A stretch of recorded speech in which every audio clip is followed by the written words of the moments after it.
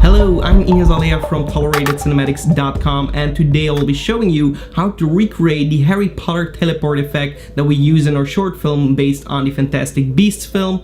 It's a really cool effect. We've done it entirely in Adobe After Effects, and I will link you some footage in the description so you can follow along with the tutorial using the same footage. So download that footage if you want to follow, and let's get started. Alright, here we are in Adobe After Effects, and the first thing that I will do is import my footage. You can download the same footage with the link in the description if you want to follow along with the exact same footage. So I will select my files and import these in After Effects. If I double click on the Harry Potter backplate, we'll see that we just have an empty scene here. This is just as a reference for our first shot. So I'm going to import this in a new composition, and then I will drag my teleport in on top of that. I will go to composition settings and just rename this to a main comp so it doesn't take the name from my first footage. Click OK. I will drag the footage from the teleport in and just move it all the way to the end, so it's actually ending right there. So we have an empty space waiting for it, and then I jump in, I teleport in. I'll go to the beginning of this teleport in, and I will duplicate it, right click, time, freeze frame, so we only have this kind of shot, and then I will just drag it forward a little bit. Let's go 10 frames forward and drag it in there. We'll trim it down like so, and actually it can be a little bit shorter than 10 frames because it's quite long already. And now we have a freeze frame of around 8 frames long. I'll then go into my mask tools, zoom in a little bit, and mask myself out. It can be rough, doesn't really matter that much, so let's go. Okay, so I masked myself out, as you can see right here, and of course we're not going to see it because we have the identical background, but if we solo this, we have no background here. So I'm going to unsolo this. Now that we masked ourselves out, I'm going to the puppet tool and I'm going to click on my body on these parts, like so. One in the shoulder and the arms. And the puppet allows us to actually deform our body. So I'm going to put everything in a kind of circular motion. Something like this. I need to drag down my arm here.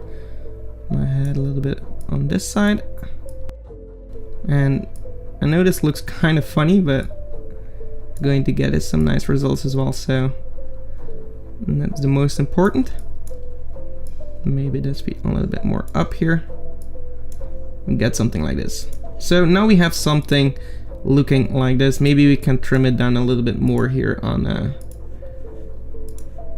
the top side here, because my head looks kind of dumb.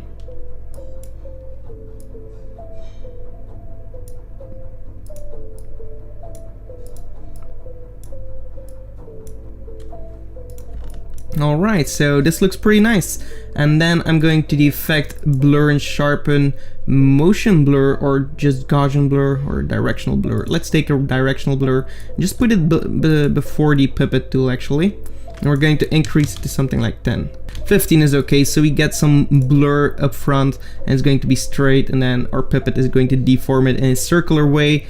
Then we're going to take our selection tool, click on that footage, and actually select your pan behind tool.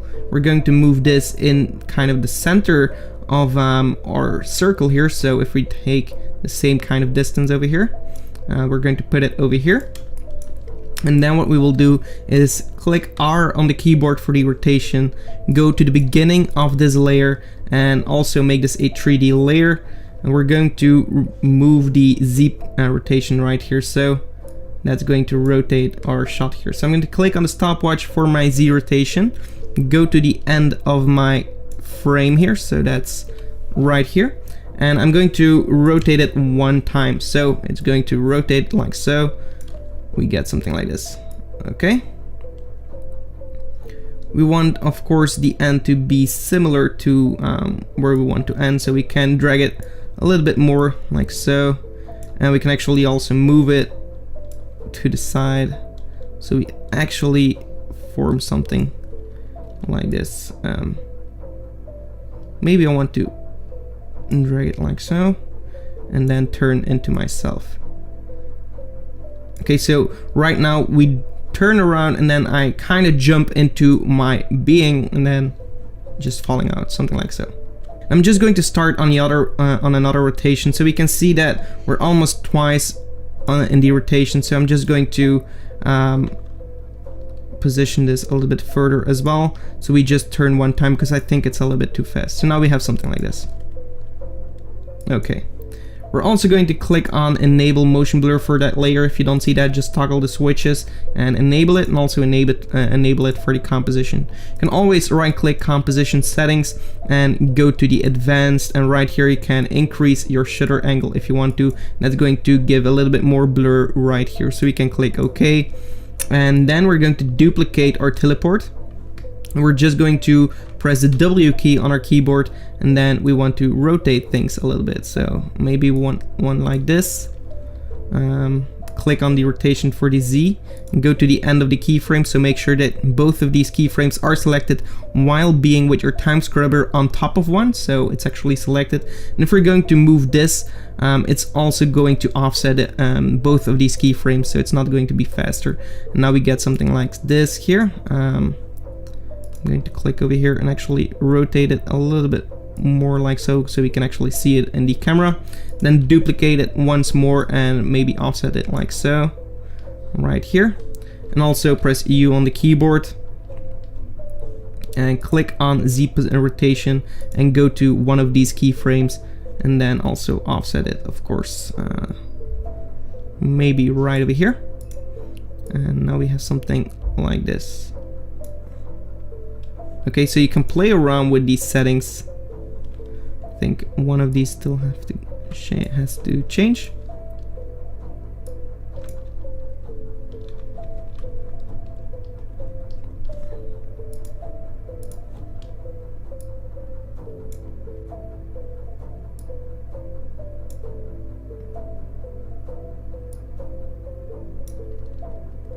You can also scale one down, so press S on the keyboard and scale it down so it looks a little bit different.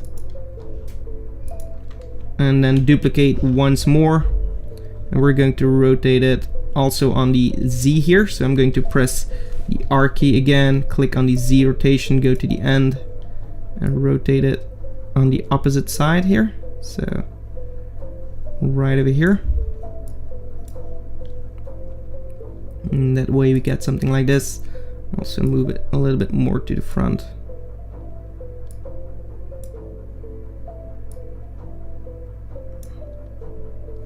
Okay, there we go. So if we're going to play this back,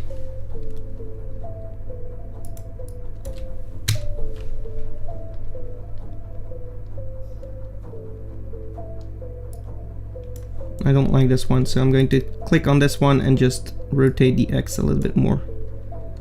Okay, so we don't get these sharp lines here.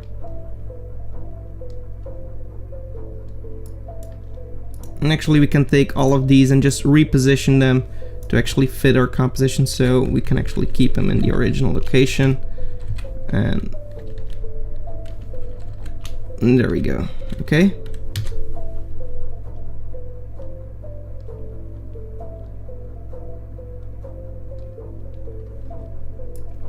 So now we have all of these rotating, and then right at the end we just jump into our original shot, and it looks like we're getting there.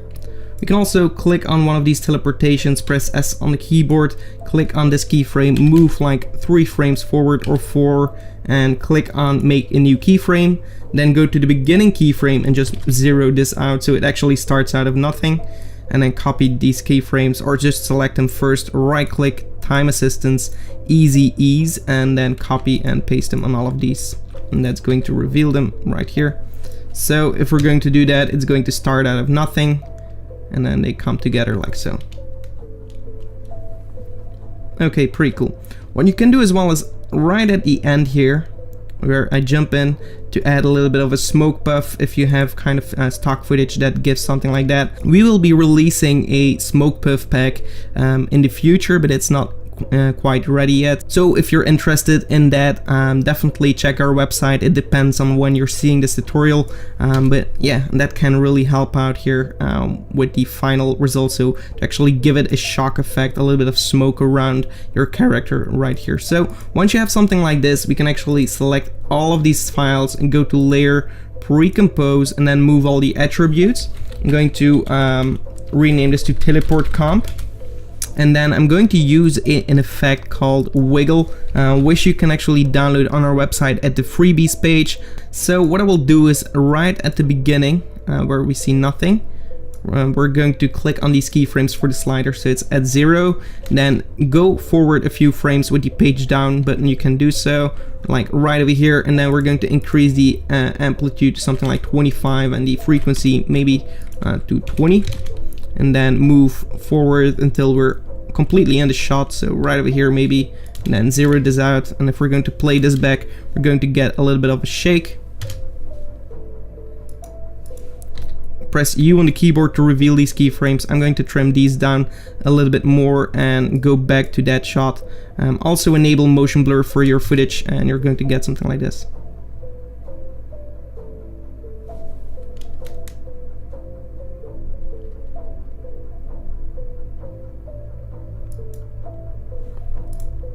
The amplitude can be something like 15. Right click composition settings, go in advanced, and lower your shutter angle a little bit, like so.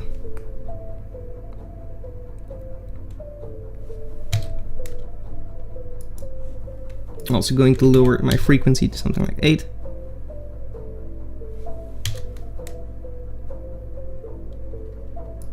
And the amplitude something like 7. It's a little bit too intense. Okay, so it's trial and error, but like 8 and 7 kind of works. Don't overdo it. It has to be subtle, so. Okay, this looks pretty cool. So now we have a little shake on the impact, and that gives it a little bit of better effect. So now we have a shake on the impact, and that's going to sell the shot a little bit better. We can trim these down even more if you want to, so it's actually real sudden. It starts to shake and then it fades out like so. We can also select these last keyframes, right click, easy keyframe assistance, and easy ease right here. And now we have something like this. Alright, we have a pretty cool result. That's how to create a teleportation effect like in Harry Potter. I hope you enjoyed this tutorial. If you did, give it a like and also subscribe to the channel for more. Thank you so much for watching, and goodbye.